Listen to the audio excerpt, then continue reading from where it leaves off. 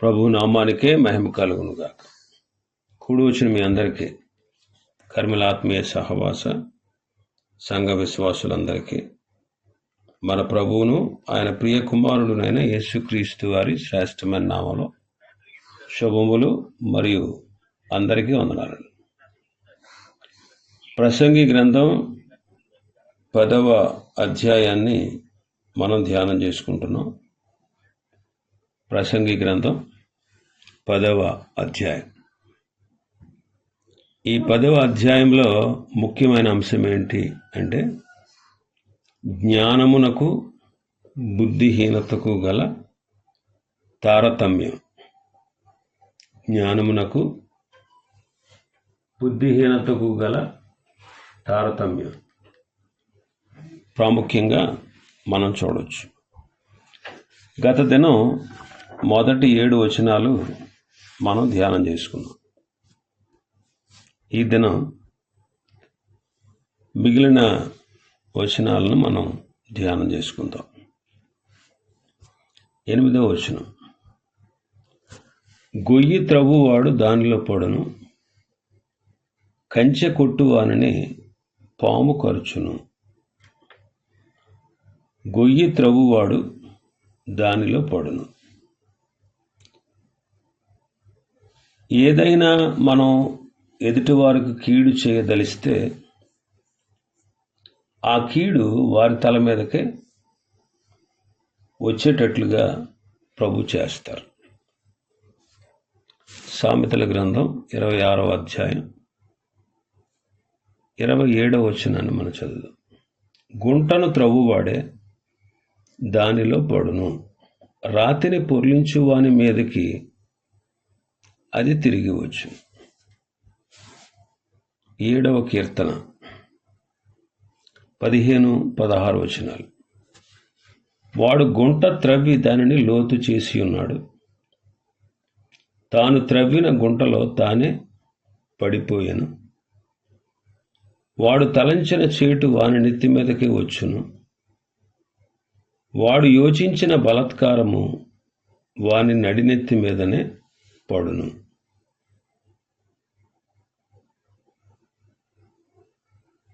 గుంట తవ్వి లోతు చేశాడట శత్రువు,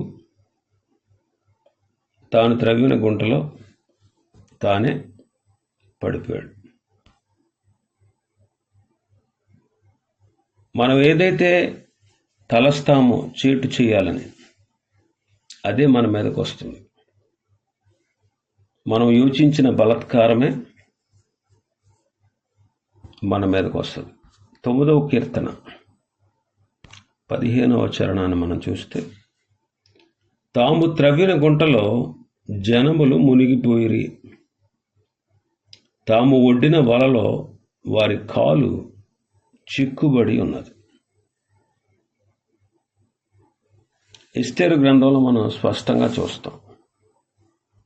ఎస్తేరు గ్రంథం 7వ అధ్యాయం 9-10 వచనాలు చూస్తే, రాజు ముందర నుండి షండులలో హర్బోనా అను ఒకడు, ఏలినవాడా చిత్తగించుము, రాజు మేలు కొరకు మాట్లాడిన మొర్దెకైని ఉరితీయుటకు హామాను చేయించిన 50 మూరల ఎత్తుగల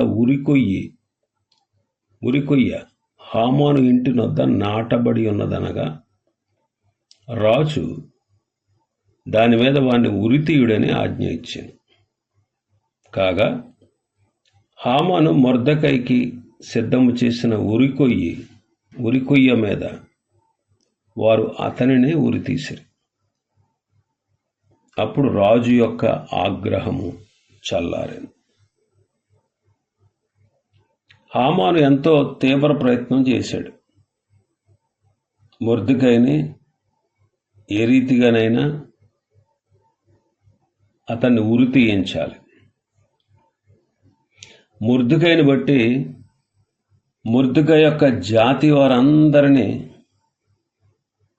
ఒకే రోజున నాశనం చేయడానికి వాడు శాసనాన్ని పుట్టించాడు.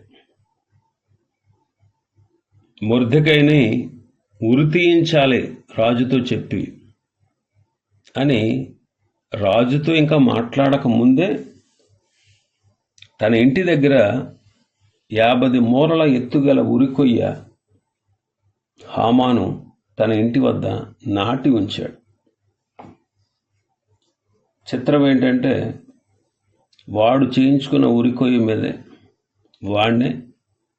వాడిని వారి బిడ్డల్ని కూడా ఉరి తీయించవలసి వచ్చింది. కాబట్టి దైవభక్తులకు మనం ఏదైనా కీడు చేయదలిస్తే ఆ కీడు మన తల మీదకి వస్తుంది అనే విషయాన్ని గుర్తుపెట్టుకోవాలి. ఇంకా మన భాగంలో చూస్తే 8వ వచనంలోనే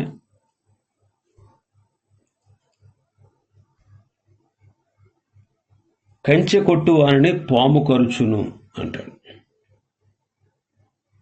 ఆదాము పాపం చేసినప్పుడు దేవుడు ఆదామును ఏదేను నుండి తోలివేసి ద్వారము దగ్గర ఖడ్గ జ్వాలలు నిలవబెట్టాడు. ఆదికాండం 3:24 మనం చూస్తాం. అప్పుడు ఆయన ఆదామును వెళ్ళగొట్టి ఏదేను తోటకు తూర్పు దిక్కున కెరూబులను జీవవృక్షమునకు పోవు మార్గమును కాచుటకు ఇటు అటు తిరుగుచున్న ఖడ్గ జ్వాలను నిలవబెట్టాను. మరి ఆ ద్వారం మూసివేయబడింది. అప్పుడు ఆ ద్వారము తెరుచుటకు యేసుక్రీస్తు ప్రభు ఈ లోకానికి వచ్చారు. అందుకే ఆ ఖడ్గం ఆయన మీద పడింది. జకర్యా గ్రంథం 13వ అధ్యాయం 7వ వచనం. జకర్యా గ్రంథం 13:7. ఖడ్గమా నా గొర్రెల కాపరి మీదను నా సహకారి మీదను పొడము. ఇదే సైన్యముల అధిపతియగు యెహోవా వాక్కు. గొర్రెలు చెదరిపోవునట్లు కాపరిని హతము చేయుము. చిన్నవారి మీద నేను నా హస్తము నుంచుదును. ఇదే యెహోవా వాక్కు. ఖడ్గమా నా గొర్రెల కాపరి మీదను నా సహకారి మీదను పడుము అంటాడు. ఇదొక ప్రవచనం అన్నమాట. మరి కంచె కొట్టువాడిని పాము కరిచెను అనగా సాతాను కాటు వేసెను. అందుకే ఆదికాండం 3వ అధ్యాయం 15వ వచనంలో చదువుతాం మనం. మరియు నీకును స్త్రీకిని నీ సంతానమునకు ఆమె సంతానమునకు వైరము కలుగజేసేది. అది నిన్ను తల మీద కొట్టును, నీవు దానిని మడిమ మీద కొట్టుదు అని చెప్పాను. కాబట్టి యేసుక్రీస్తు ప్రభు ఆయన మన కొరకు ఈ లోకానికి వచ్చి మరణాన్ని అనుభవించి ఆయన శరీరాన్ని బలి చేసి ఆయన విలువైన రక్తాన్ని కార్చి పరలోకము వెళ్ళుటకు మనకు ద్వారం తెరిచింది. హెబ్రీ పత్రిక 10వ అధ్యాయం 19-20 వచనాలు. సహోదరులారా, యేసు మన కొరకు ప్రతిష్ఠించిన మార్గమున అనగా నూతనమైనదియు జీవము గలదియు ఆయన శరీరము అను తెర ద్వారా ఏర్పరచబడినదియునైన మార్గమున ఆయన రక్తము వలన పరిశుద్ధ స్థలమునందు ప్రవేశించుటకు మనకు ధైర్యము కలిగి ఉన్నది. నూతనమైనది జీవము గలదియు ఆయన శరీరమును తెర ద్వారా ఏర్పరచబడినదియునైన మార్గం. ఆ మార్గము గుండా ప్రవేశించుటకు, పరిశుద్ధ స్థలంలోనికి ప్రవేశించుటకు ప్రభు మనకు వీలు కలుగజేశారు. యేసుక్రీస్తు ప్రభు యొక్క శరీరము ఒక్కసారే మన కొరకు అర్పింపబడుట చేత ఆయన చిత్తాన్ని బట్టి మనం పరిశుద్ధపరచబడి ఉన్నాం. ఆ ఒక్క అర్పణ చేత ఆయన పరిశుద్ధపరచబడి వారిని సదాకాలమునకు సంపూర్ణులుగా చేసి ఉన్నాడు అంటాడు. 13వ అధ్యాయం 2వ వచనం మనం చదివితే 13వ అధ్యాయం 12వ వచనం. కావున యేసు కూడా తన స్వరక్తము చేత ప్రజలను పరిశుద్ధపరచుటకై గవిని వెలుపల శ్రమ పొందారు. ఇప్పుడు ఆయన మన పక్షంగా తండ్రి సమక్షంలో ఉన్నారు. కాబట్టి మనకు ఎల్లవేళలా పరమందున్న తండ్రి కృపాసనమును దర్శించుటకు మనం హక్కు, ధైర్యము కలిగి ఉన్నాం. హెబ్రీ పత్రిక 4వ అధ్యాయాన్ని మనం చూస్తే 14 నుంచి, ఆకాశ మండలము గుండా వెళ్ళిన దేవుని కుమారుడైన యేసు అను గొప్ప ప్రధాన యాజకుడు మనకు ఉన్నాడు గనుక మనం ఒప్పుకున్న దానిని గట్టిగా చేపట్టుదాము. మన ప్రధాన యాజకుడు మన బలహీనతల యందు మనతో సహానుభావం లేనివాడు కాడు గాని సమస్త విషయములలోనూ మన వలనే శోధింపబడినను ఆయన పాపము లేనివాడుగా ఉండెను గనుక మనం కనికరింపబడి సమయోచితమైన సహాయం కొరకు కృప పొందునట్లు ధైర్యముతో కృపాసనమునొద్దకు చేరుదుము అంటారు. ఇంకా మన భాగంలోకి వస్తే 10వ వచనం, 9, 10 వచనాలు. రాళ్ళు దొర్లించువాడు వాటి చేత గాయమునందును, చెట్లు నరుకువాడు దాని వలన అపాయం తెచ్చుకును. ఇనుప ఆయుధము మొద్దుగా ఉన్నప్పుడు దానిని పదును చేయని ఎడల పనిలో ఎక్కువ బలము వినియోగింపవలె. అయితే కార్యసిద్ధికి జ్ఞానమే ప్రధానము అంటాడు. ఏదైనా పని చేయాలంటే జ్ఞానం ప్రధానమైనది. జ్ఞానంతో ఏ పనైనా మనం చెయ్యాలి. అప్పుడు కార్యసిద్ధి కలుగుతుంది. అప్పుడు ఆ పని నెరవేరుతుంది. ఇనుప ఆయుధం మొద్దుగా ఉందనుకోండి, మనం పని చేసేటప్పుడు ఎక్కువ శక్తిని ఉపయోగించాలి.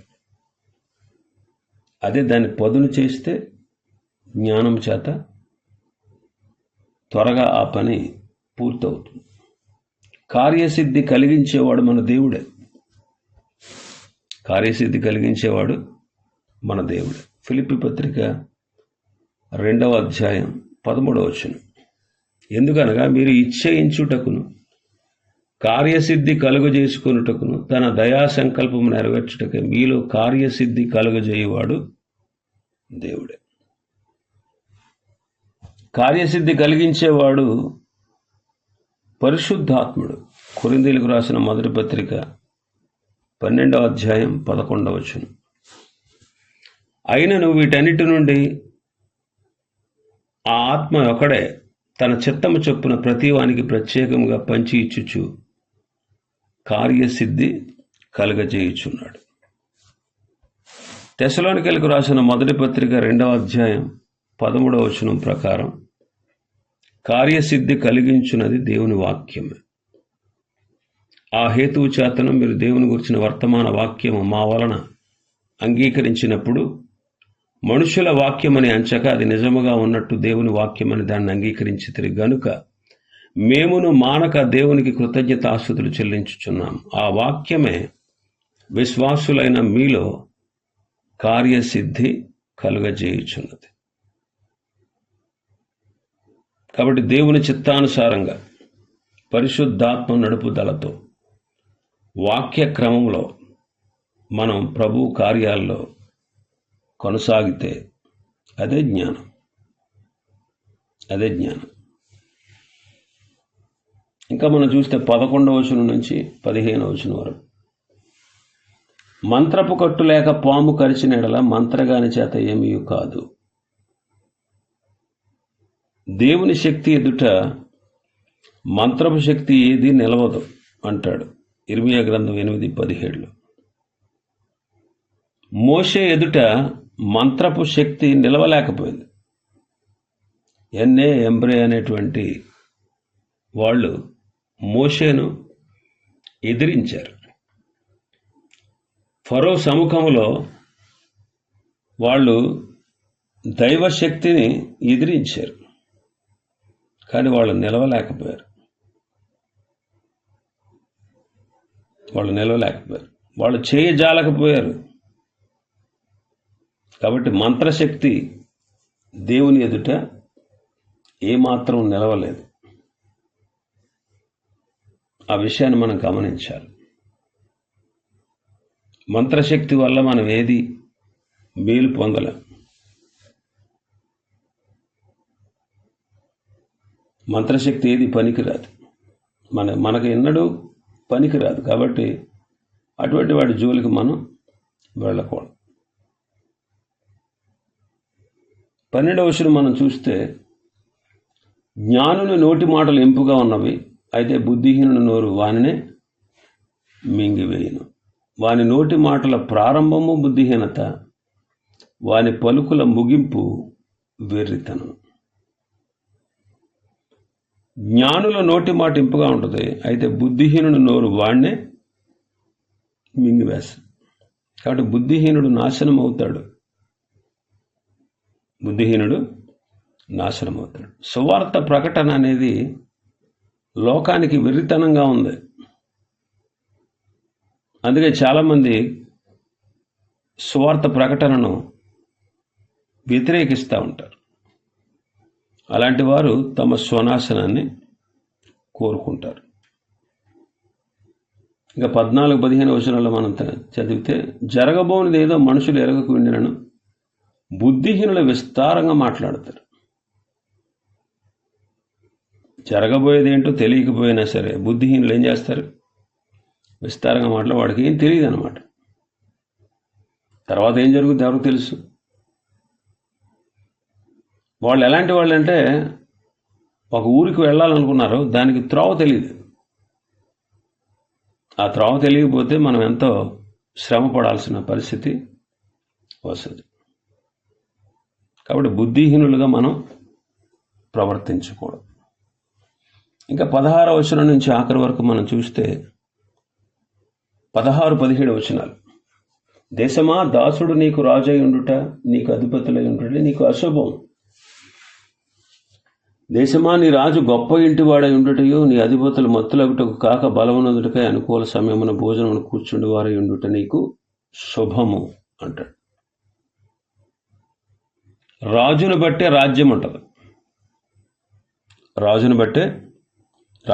రాజు జ్ఞానవంతుడైతే ప్రజలను జ్ఞానంగా నడిపిస్తాడు. రాజు కానీ అధిపతులు కానీ సరిగ్గా లేకపోతే వారికి, ఆ దేశానికి ఎంతో నష్టం కలుగుతుంది, అశుభం కలుగుతుంది. కాబట్టి రాజు, అధిపతులు వాళ్ళు గొప్పవాళ్ళై ఉండాలి. వాళ్ళు బలము తెచ్చుకొని దేశం కోసం ప్రయాసపడేవారుగా ఉండాలి. అనుకూల సమయంలో భోజనానికి కూర్చుండేటువంటి వారుగా ఉండాలి. అంతేగాని ఎంతసేపు లేవగానే తిండి అంటా ఉండకూడదు. అధిపతులు అలాగే రాజు ఎలా ఉంటాడో దాన్ని బట్టి రాజ్యం ఉంటుంది. ఇంకా మనం చూస్తే 18వ వచనంలో, సోమరితనము చేత ఇంటి కప్పు దిగబడిపోవును, చేతుల బద్ధకము చేత ఇల్లు కురియును అంటాడు. సోమరితనం అనేది అది ఎంతో నష్టాన్ని కలగజేస్తుంది. సామెతల గ్రంథంలో మనం విశదంగా చూసాం. 24వ అధ్యాయం 30వ వచనం నుంచి మనం చూస్తే, సోమరివాని చేను నేను దాటి రాగా, తెలివి లేని వాని ద్రాక్ష తోట నేను దాటి రాగా, ఇదిగో దాని అంతటా మొండ్ల తొప్పలో బలిసి ఉండెను, దూలగొండ్లు దాన్ని కప్పి ఉండెను, దాని రాతి గోడ పడి ఉండెను. నేను దాన్ని చూచి యోచన చేసుకుంటుంది, దాన్ని కనిపెట్టి బుద్ధి తెచ్చుకుంటుంది. ఇంకా కొంచెము నిద్ర, ఇంకా కొంచెము కునుగుపాటు, పరుండుటకై ఇంకా కొంచెము చేతులు ముడుచుకునుట, వీటి వలన నీకు దరిద్రత పరిగెత్తి వచ్చును, ఆయుధస్తుడు వచ్చినట్లు లేమి నీ మీదకి వచ్చును. కాబట్టి సోమరితనం అనేది చాలా నష్టాన్ని, దరిద్రాన్ని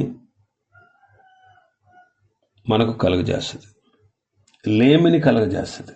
కాబట్టి సోమరితనంగా మనం ఎప్పుడు ఉండకూడదు. ఆత్మీయ సోమరితనంగా అస్సలు ఉండకూడదు. ఆత్మీయ సోమరితనం మనల్ని ప్రార్థించనివ్వదు, మనల్ని వాక్యము చదవనివ్వదు, దేవునితో సత్సంబంధాన్ని కలిగి ఉండనివ్వదు. కాబట్టి ఆత్మీయ సోమరితనం మనకి పనికిరాదు. ఇంకా మనం చూస్తే 19వ వచనం, నవ్వులాటలు పుట్టించుటకై వారు విందు చేయుదురు, ద్రాక్షారస పానము వారి ప్రాణమునకు సంతోషకరము, ద్రవ్యము అన్నిటికీ అక్కరకు వచ్చు.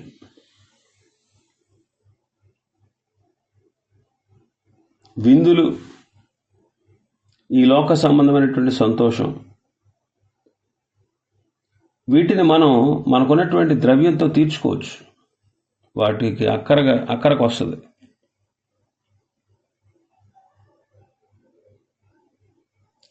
అయితే లోక సంబంధమైనటువంటి సంతోషాన్నే మనం ఎక్కువగా ఎంచకూడదు. దేవుని బిడ్డలు, లోక సంబంధమైన వాటి యందు అతిగా మనం సంతోషింపకూడదు. ద్రవ్యం ఈ లోకానికి సంబంధించినటువంటి విషయాలకే సహాయకరంగా ఉంటుంది, కానీ ఆధ్యాత్మికమైన వాటిని సంపాదించుకున్నట్టుకు ద్రవ్యం ఏమాత్రం మనకు అక్కరకు రాదు. ఇంకా ఆఖరి వచనంలో మనం చదివితే 20వ వచనంలో, నీ మనస్సునందైనను రాజును శపించవద్దు, నీ పడక గదిలోనైనను ఐశ్వర్యవంతులను శపించవద్దు, ఎలయనగా ఆకాశ పక్షులు సమాచారము కొనిపోవును, రెక్కల గలది సంగతి తెలుపును అంటున్నాడు. దేవుడు మన హృదయాలను ఎరిగి ఉన్నాడు. మన హృదయాలను దేవుడు చూస్తున్నాడు. మనం ఎలా ఉంటున్నామో, ఎలా జీవిస్తున్నామో ఆయన గమనిస్తూ ఉన్నాడు. ఒక రోజున మన మాటలకు, మన క్రియలకు ఖచ్చితంగా మనం లెక్క చెప్పాలి దేవునికి. కాబట్టి మన ఆలోచనలు, మన మాటలు జాగ్రత్తగా కాపాడుకోవాలి. లేకపోతే ప్రమాదంలో పడతాం. ఇవి ఈ అధ్యాయంలో ఉన్నటువంటి విషయాలు. ప్రభు చిత్తమైతే మరొక అధ్యాయాన్ని రేపటి దినం మనం ప్రారంభించుకుందాం. దేవుడి వర్తమాన వాక్యాన్ని మన వినికిడిలో ఆశీర్వదించునుగాక. ఆమేన్.